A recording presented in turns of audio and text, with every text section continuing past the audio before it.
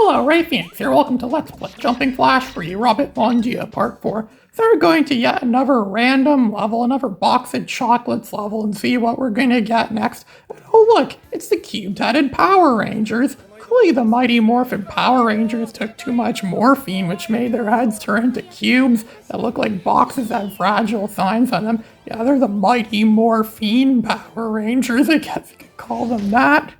They're much smaller compared to Robbit. Their heads look like they're made out of cardboard boxes. They could be broken easily. They probably wouldn't make me do very well in a fight. That's probably why they're here right now. That's probably why they came to Animu, because they couldn't fight off any conflict anywhere else. So they came here. There is no conflict, so they don't have to worry about their heads getting smashed open or they're getting ripped apart or something. That's just saying their names in Japanese, which I have no idea what their names are. I'm just gonna call them Green Ranger, Red Ranger, Mustard Colored Ranger. Mustard Color Ranger, the Windows 95 default wallpaper screen colored Ranger. They're talking about going down the well, the wishing well, I don't know. Was this another prank from Bart Simpson? I don't know. Maybe, and look, there's even a Pink Ranger.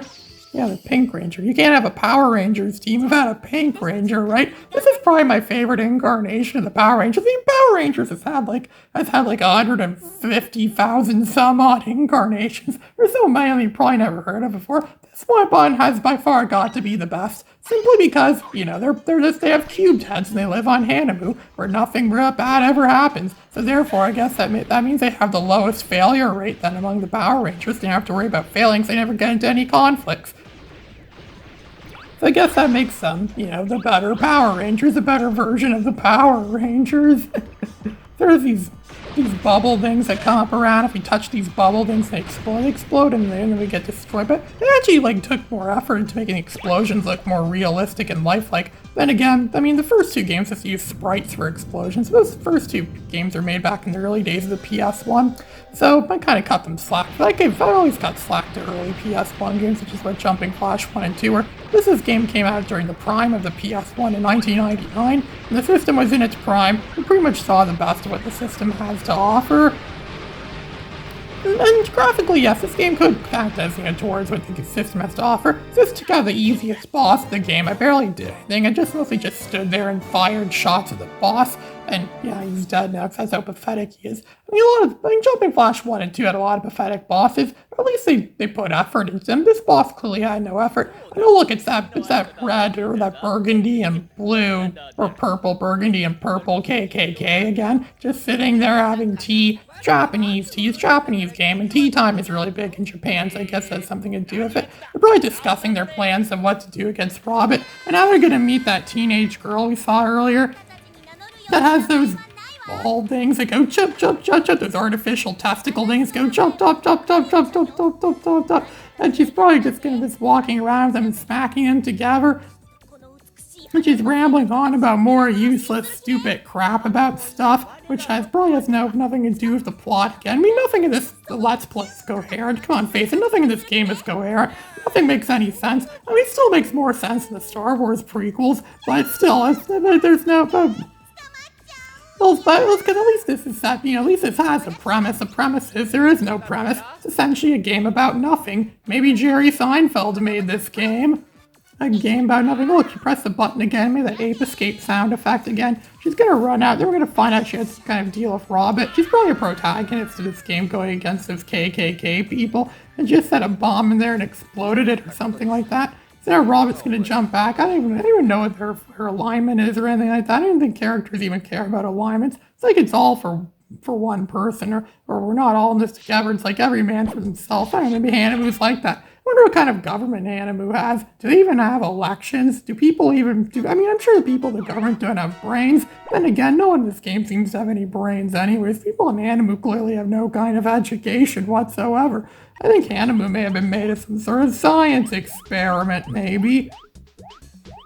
So we're going to yet another routine level, another routine, typical level you'd expect from a game that doesn't really have any much going for other than simple challenges. Oh, look, it's this guy again, the flower pot head guy again with his mustache and his thing. He almost looks owl-like almost. This time he wants us to destroy those birds that are flying around, because apparently the birds are eating his thing, or they're destroying his windmill operation that he has. Yeah, apparently birds are dangerous for windmills because all they do is just fly around and flap their wings around. It probably causes wind, which blows wind on his windmills, which is something no one likes. I mean, no one likes it when wind gets blown on their windmills, right? So we have to go and stop these birds that don't.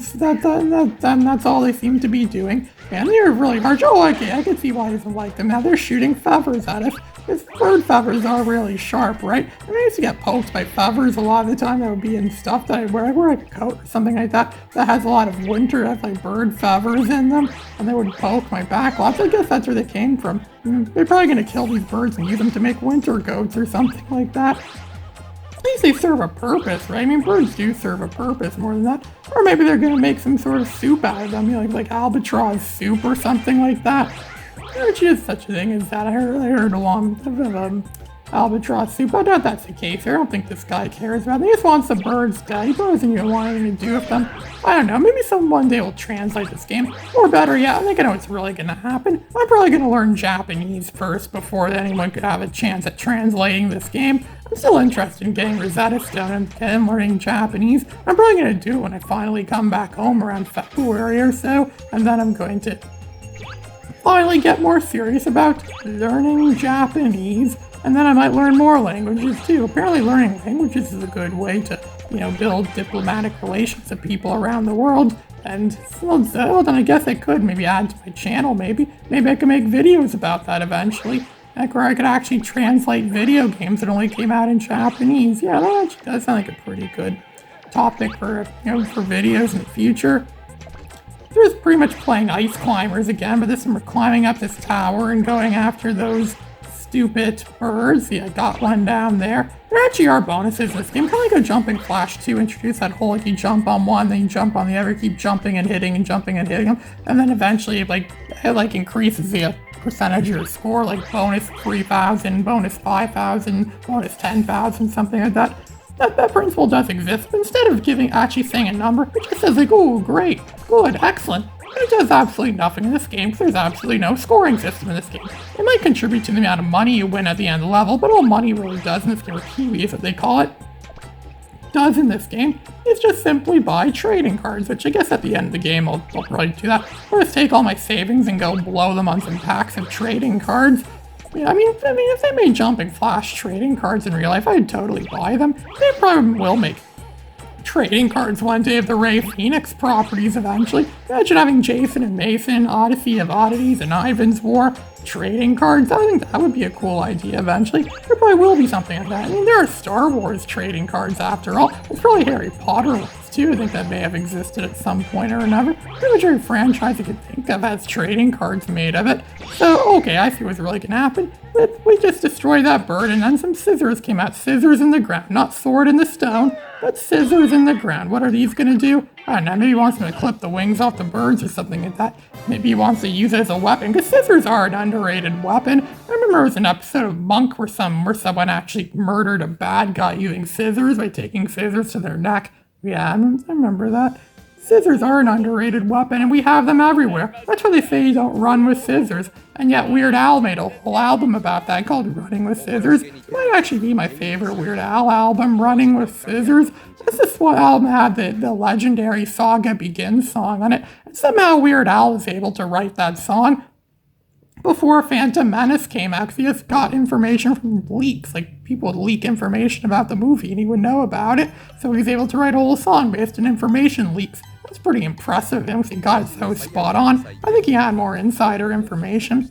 So this pot-headed guy is planting this tree, as you can see here, where I think he needed something for his tree. He has his scissors. I don't know, he has some sort of gardening tool. Looks like he's happy that he got a tree planted. Like, ooh, this is nice. Ooh, and now look at that. It's a Christmas tree. Nice putting freaking Christmas stuff in there. It's not even December yet. It's not even close to, okay, it is somewhat close to December, but even like a week or so ago, it was like the middle of November, and they're already putting Christmas stuff up everywhere. Kids love it. And people that listen to Christmas music all year round love it, but some people think it's actually annoying them to keep getting ready for Christmas earlier and earlier. Before you know it, we're going to be half the year is going to be dominated by Christmas stuff, and it's going to start in the best month to celebrate Christmas in July. Some people really take Christmas in July very seriously. I think Christmas time should just be all day, every day. I mean, my grandma seems to think that. She thinks it's okay to put up Christmas stuff all year round.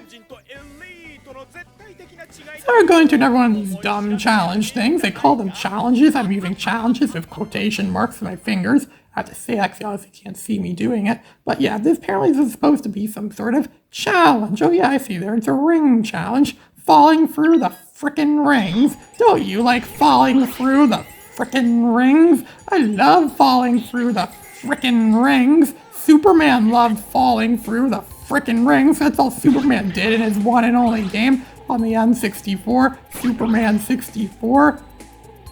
I never did that game just fly through frickin' rings. Spyro likes flying through frickin' rings too. He flew for rings in all three, pretty much all the main Spyro games are on the classic era, the pre-Dark Age era. Spyro had Spyro flying through the frickin' rings. So I guess flying for rings isn't actually that uncommon for a video game. I guess it's not actually uncommon for a video game of this type, this sort. So you can see we cleared the level, we cleared all of that out. And so now we're probably going to get another like random sob story speech from the guy, the main, I don't even know who this guy's supposed to be. He looks like he got defeated again. Like, oh, something about something, or something about something this, something that. I don't know, there's a bunch of useless crap. And now Robbit could jump infinitely high back to his ship. Because people could just, Robbit could just jump as high as he pleases. He just doesn't do end the game, because it probably make the game way too easy. Same reason why lightsabers aren't overpowered in Star Wars games, where they could just slice through things, like they could just cut through droids, like how a knife cuts through butter, or something like that. Even George Lucas admitted that battle droids are useless, just like most of the enemies in this game. Most of the enemies in this game are completely useless and serve absolutely no purpose whatsoever. So it's this carrot guy, again, this carrot freak, again, is obsessed with growing his carrots. He probably wants them so he could put them on his Subway sandwich or something like that. Or maybe on his sandwich in general. It's in Australia. Carrots are on everything. They put carrots on sandwiches. That's something you can't really get in North America. Unless you go to the grocery store and make sandwiches yourself, which is how any normal person that knows how to cook or knows how to work their kitchen would make the sandwiches, right? So Branch can be playing whack-a-mole again with her feet. We have to jump in the air. This time we have 12 carrots to defend. Okay, so there's one mold. I remember having to draw a mold that looked somewhat similar to that for an art trade once a few months ago. I love doing art trades, and I'm still in the art trade game as well too. So if you're an art drawer or something like that, or an art person or something like that, the game likes drawing people's characters, and you want to do an art trade, let me know. If you let me know for this video, it'll be the first time I got an art trade done through YouTube. I didn't even think such a thing was possible. I've only ever done art trades through Discord, DeviantArt, and Instagram, but never through YouTube, so that would actually be a first. There's only one more guy left, and these mole things are still pretty pathetic. Yeah, that's what I figured. They're still pathetic as hell.